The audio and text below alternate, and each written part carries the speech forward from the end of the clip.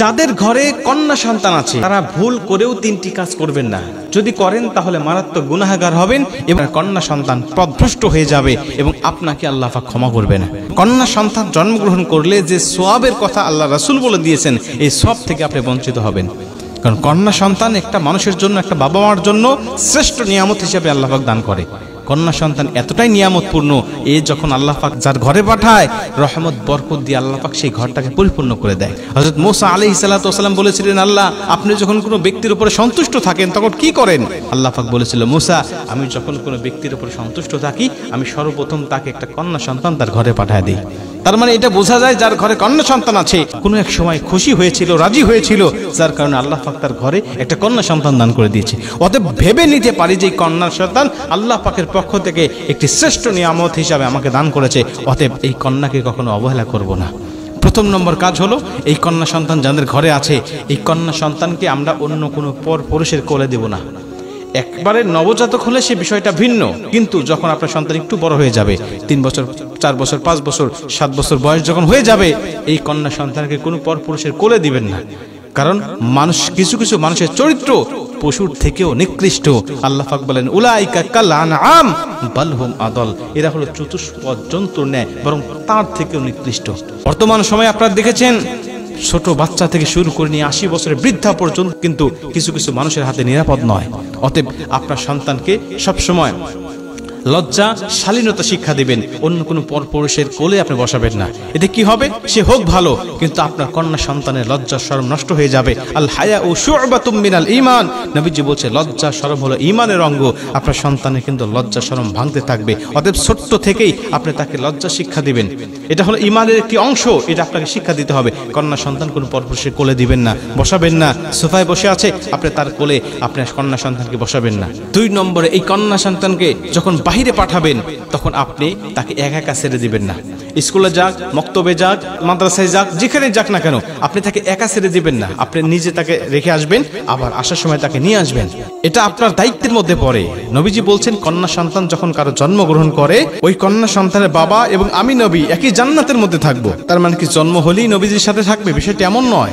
তাকে সম্পূর্ণভাবে দায়ভার গ্রহণ করতে হবে, তাকে ভরণ পোষণ দিতে হবে, তাকে উপযুক্ত পাত্রস্থ করা পর্যন্ত তার কাছে লালিত পালিত করতে হবে এবং সঠিক ব্যবহার তার সাথে করতে হবে। আজকে আমাদের সমাজে ছেলের সাথে যে ব্যবহারগুলো আমরা করি, মেয়েদের সাথে সেই ব্যবহার করি না। ছেলেদেরকে যত ভালোবাসি, মেয়েদেরকে আমরা সেরকম ভালোবাসি না। অতএব একটা মেয়ে সংসারে, বাবার সংসারে থাকার পরে অবশ্যই বাবার উপরে দায়িত্ব হবে, বিয়ে দেওয়ার আগ পর্যন্ত আপনি তাকে দেখভাল করবেন, তার কেয়ার করবেন, তাকে আপনি বড় করার আগ পর্যন্ত সবসময় আপনার নজরে রাখবেন। এটা আপনার উপর দায়িত্ব। জন্ম দিয়েছেন বলে আপনি জান্নাত পেয়ে গেছেন বিষয়টা এমন নয়। তাকে দিন শিক্ষা দিতে হবে, তাকে আদব শিক্ষা দিতে হবে, তাকে ইসলাম শিক্ষা দিতে হবে। এটা আপনার উপরে দায়িত্ব। 3 নম্বরে নবীজি বলেন, যখন তোমার ঘরে কোনো কন্যা সন্তান থাকবে তখন তুমি তোমার কন্যা সন্তানকে 2 চোখে দেখতে পারবে না।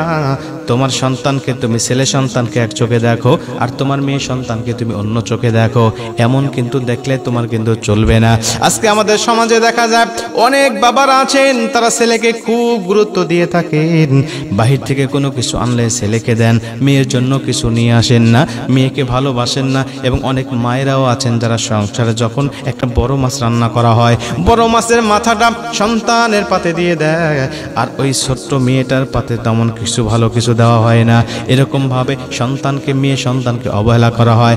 এক পর্যায়ে এই মেয়েটা যখন শ্বশুর বাড়িতে চলে যায়, তখন শ্বশুর বাড়ি গিয়েও এই মেয়েটা অবহেলার শিকার হয়। আপনি বাবার সংসারে থাকতে মাও তাকে ভালো কিছু খাবার দেয় না, আবার শ্বশুর বাড়ি গেলে তো তার কপালে ভালো কিছু জোটেই না। অতএব মেয়েকে মায়ের সংসারে যখন থাকবে, বাবার সংসারে যখন থাকবে, তখন সমান চোখে দেখতে হবে। নবীজি বলেন, আমি যখন কোনো যুদ্ধে চলে যেতাম বা কোনো বাহিরে কোনো কাজে চলে যেতাম, সবার সাথে সাক্ষাৎ করার পরে সবার শেষে সাক্ষাৎ করতাম আমার মেয়ে হযরতে ফাতেমা রাদিয়াল্লাহু তাআলা আনহার সাথে। ফাতেমার সাথে আমি সবার শেষে দেখা করতাম, আর সবার শেষে দেখা করে আমি যখন চলে যেতাম, সব কাজকর্ম সেরে যখন আবার বাসায় আসতাম, সবার সাথে সাক্ষাৎ করার আগে আমি আমার ফাতেমার সাথে সাক্ষাৎ করতাম। সবার সাথে সাক্ষাৎ করার আগে ফাতেমা রাদিয়াল্লাহু তাআলা আনহার সাথে আমি সাক্ষাৎ করতাম।